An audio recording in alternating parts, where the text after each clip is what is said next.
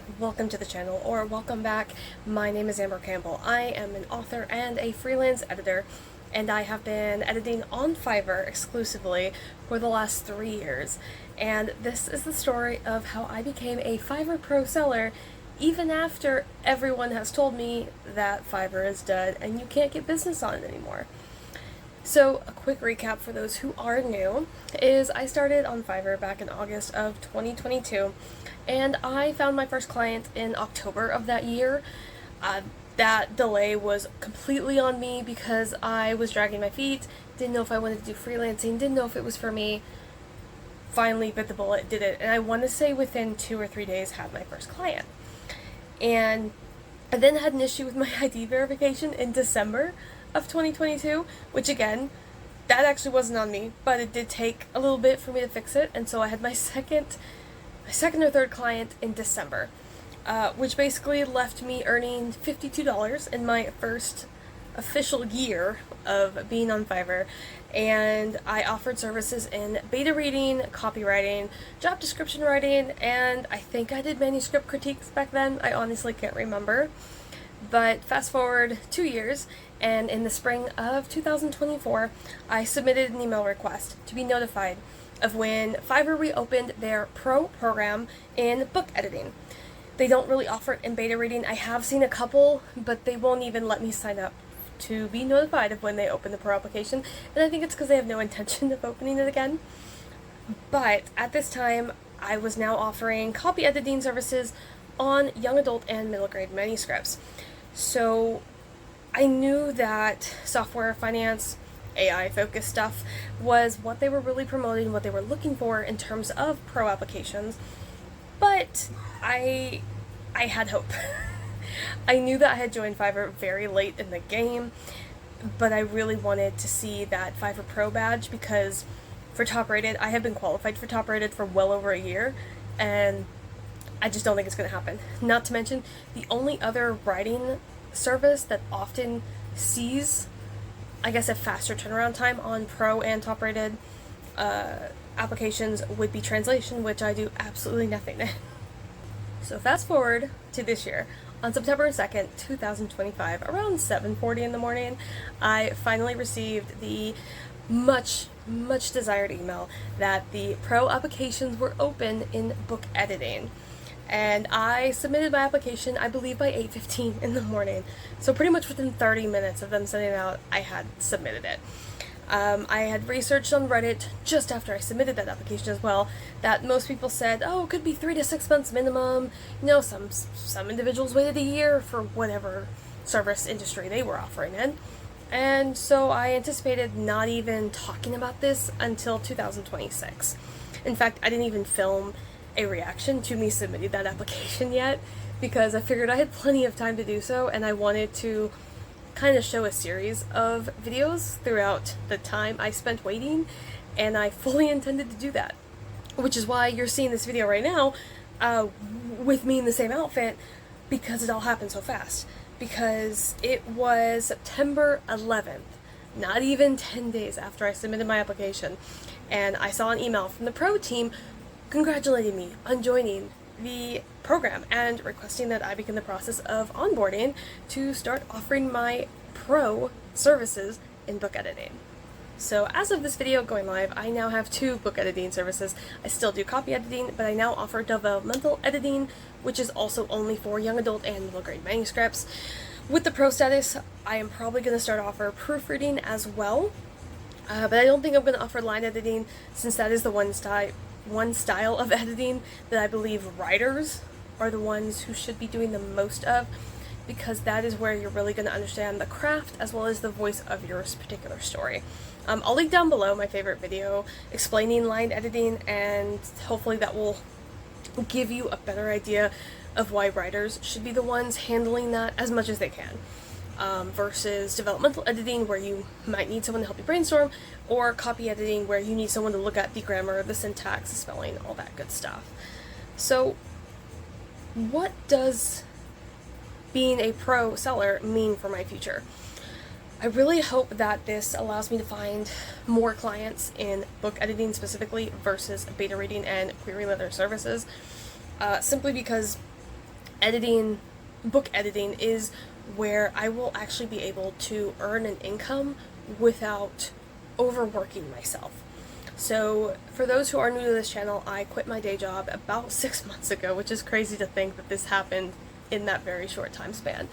But I quit my day job, diving into Fiverr full time, because at the moment, well, back then, I was making enough to cover the bills, or at least all but the mortgage. And I am married. And so I felt like I could go ahead and quit the day job that was just soul-sucking and horrendous. It was in sales, for anybody curious. And allowed me to pursue this full time, pursue my publishing full time. But I never imagined that I would be a pro seller in the first 6 months, because I honestly didn't anticipate them even opening this up at all. So basically every month since 2023, I would say at least 50% of my monthly earnings have come from beta reading jobs. So it is my bread and butter. But I also would like to see more copy editing and developmental editing jobs, because I feel like that would help solidify me off of Fiverr in finding organic clients just from my own website or from social media marketing, because there are still a lot of authors who've been burned by Fiverr editors who claim to be book editors but did not have the background and the experience and the education to properly edit a manuscript. Now, what this does mean is that I can price myself accordingly with the industry standards. So most developmental editing for a 50,000 word manuscript as of September 2025 can be anywhere from $1,500 to $3,000 depending on where you're hiring your editor. If you're getting them off Readsy, you're going to look closer to $3,000. I'm going to be honest with you. I tried to get a job with them for 2 years and they would never take me. So thanks, Readsy, appreciate that. But my developmental editing right now, I believe, starts at $750, which is nothing. But it still allows me to provide quality service to my clients, and they receive hundreds of inline comments in addition to a 10+ page editorial letter. And I have seen so many authors here on YouTube get burned by Readsy editors hiring them for developmental edits, and they get back a 3-page editorial letter that basically says, this is the problem, you should fix it, and didn't actually get guidance on how to fix it, or like suggestions for how to fix it. That's the whole point of a developmental editor, is to provide you with some suggestions, because if you're looking to us for help on your story, it means you don't know where to go, but you know this story has such a strength and a potential in it that you know it's worth researching and putting money into even before the publication process itself, because you know it's going to do really well out in the market and with its readers. Something else that I'm going to have to start offering are going to be the one-on-one phone calls, and I knew that when I applied, but I think I'm only going to offer them with the developmental editing, because quite frankly I don't see why you would need it for copy editing when I'm simply taking your almost final manuscript, making some changes so that it's polished and clean, and then you're going to send it off to a proofreader to double check me, basically. But the developmental editing, that would make the most sense. I go ahead and I read it, and then you have the option on Fiverr to go ahead and book me for an hour or 2-hour phone call or Zoom call where we can actually discuss that editorial letter and basically brainstorm one-on-one with where to take this story. And that is something that my husband has been pushing me to offer just anyway, but I don't know why, but I was hesitating. And I think this is basically the universe's push to say, you're ready for this, go ahead and do it. I have like modern Millie and Dea in my head, like, you are your own obstacle, so get out of your own way sort of thing going on with my brain.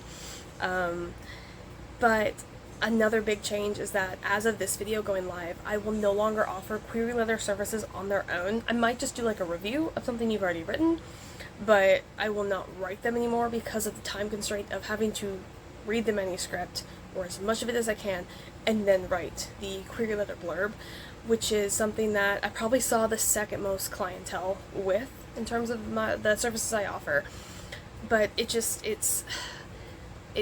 I don't think that's what I'm going to offer anymore. So if somebody hires me for a copy edit and they would also like me to do a query letter, that I can definitely offer, or a synopsis, but I'm not going to be offering that. I'm basically going to go down I say go down. I always have 4 jobs at one time. I know the old Fiverr greats would say like have 7, 8, 10, however many you're allowed. As a book editor, that is just not feasible. And for me, a manuscript critique, I would do it the same way I beta read, which is why I have so much success as a beta reader, because my beta reading reports are so thorough that it's worth the price people pay, even though most of them start at like $100 for a beta read.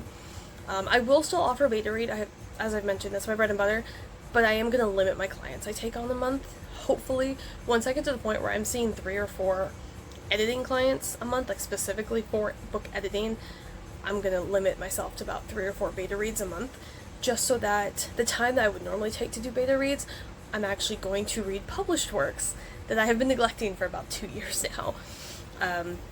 Simply because I don't have time. And like when I'm reading 3 to 4 manuscripts a week, the last thing I want to do is sit down and read a book, even though it's a book I really want to read, because my brain is just burnt out on words at that point. So it's a lot of video games, a lot of watching YouTube videos. But I am so grateful that this is opened up, that this is available to me, and I am really excited for what this means for my editing business. I've been very passive in it, and I have basically gone into my editing business. All I put into it was the $80 or so it cost me to purchase the Chicago Manual of Style, which is what we use here in the United States. I believe it's used in Canada. I could be wrong, because I know they use Heart over there in the UK and Australia. But that cost me about $80, because it's like I want to say a 2,000 page manual. But that's all the money I put into it. I owned my laptop. I had my background. I have a bachelor's in creative writing. I have done copy editing. I've done copywriting. I have taught writing at universities or community colleges. But this feels like that final push that I needed to either really knock Fiverr out of the park and actually double my income, which is my goal. I want to double my income now that I'm a Fiverr Pro. So I did have the first 5 months of the year, I think I was actually posting about my monthly income, and you're welcome to see it. It's still up. I don't do it anymore because this is my full-time job now.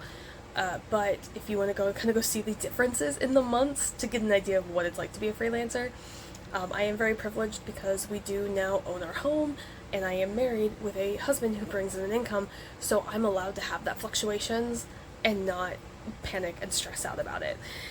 So I really want to double it. So my original goal for this year was to make minimum 4 figures, so really 1,000.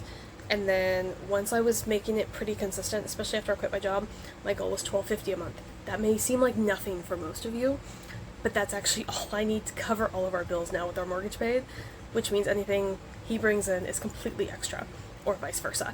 So we are minimalist. We live in a tiny house, and so I don't have to hit $4,000 a month in income to live comfortably. Like I don't need to. I do live in Texas, for anybody wondering that. So one of the more affordable states in this country. But I would love to see $2,000 a month. If I could see consistently $2,000 a month, that would allow me to basically take on 3 to 4 book editing jobs a month and have plenty of time for my own writing and still be heavily involved in this industry, which is absolutely incredible. And I know that there's going to be a bunch of people who my Fiverr videos normally take off and hit an audience far wider than what my subscribers are. So if you are somebody who have found this video, and if you're still watching at this point, because I know it's really long, and you're wondering if Fiverr is still worth it, it all depends on your niche in your industry. So within my industry, yes, there's totally rooms for growth. But specifically, I work on young adult middle grade. If you look up book editing, a lot of them will focus on romance, fantasy, or horror, and so I stand out there. And it's not that I am boxing myself in, it's that people who have a book written for children and teens don't want somebody who only reads adult manuscripts, because the voice, the tone, the message, completely different. And that helps me find the clients that are looking for me as well. And so that way there's rarely a time when I come across a client where I'm like, you know what, I can't read this. Like, this is out of bounds, I'm not comfortable with this, because I have explicitly stated the target audience of your work that I want to read. I think that made sense. Hopefully, brain. I am a I'm a writer, not a speaker. I've said that so many times. So no, Fiverr is not the same as it was 5 or 10 years ago, and a lot of people struggle on there, especially if they're doing anything that AI can do in terms of like software and technical work. My work is technical in nature for the copywriting or copy editing, but it is not technical in nature with developmental editing, and authors want a human to look at their work. So I am safe from AI taking my job because authors don't want that either. But I will say I have made 99% of my freelancing income from Fiverr. Authors are just not scouring Contra, legit, pay per hour, or any of those freelancing sites like they are Fiverr, because Fiverr really is the OG. And honestly, none of those other sites even offer beta reading. I check back like once a year, and none of them offer it, and that's where I found the majority of my clients who now hire me for book editing jobs.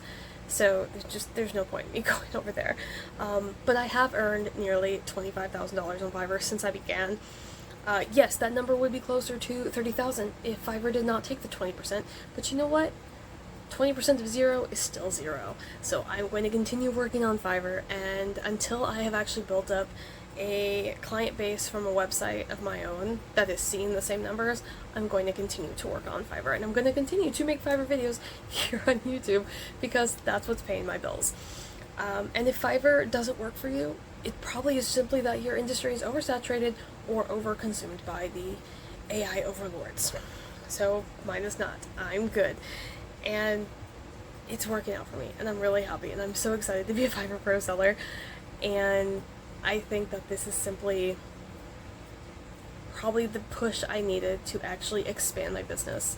I took a big leap in May because that was 2 months after I quit my job and started off developmental editing, and I think I've already had 2 or 3 clients on that, which is a lot considering I started that at $600, which was a huge thing for me because even my copy editing started at $450. And it's doing well, and I'm hoping that I will see wider clients and that I can keep talking about it and give you guys an overview of what life is like as a Fiverr Pro seller versus just, you know, the level 2 seller that I've been at for about 2 years now. But thank you guys so much for watching. If you have any questions, leave them down below. If you've come across other videos that you had questions on but maybe nobody answered, let me know. I will try. I don't pay ads on Fiverr to do any of that. I've gotten so many of those questions. I don't pay. I don't. They gave me $5 when I first signed up, and that's what I did. Otherwise, this is all organic traffic. This is just people coming to me purely based on the fact that I consistently get 5-star reviews, both publicly and privately on their end. And I know I get 5-star private reviews because my success score is always a 9 or a 10. So we're good there. But thank you guys so much for watching. If you've enjoyed this, please hit like, subscribe, all the clicky button things. Really helps my channel, helps me reach as broad an audience as I can so I can keep talking about editing and writing and publishing and all the super fun stuff that I get to do. So I will see you guys very, very soon. It is Amber Autumn, so I'm going to be trying to posting twice a week, at least until the end of November. And with that, I hope you guys have a great day. Bye.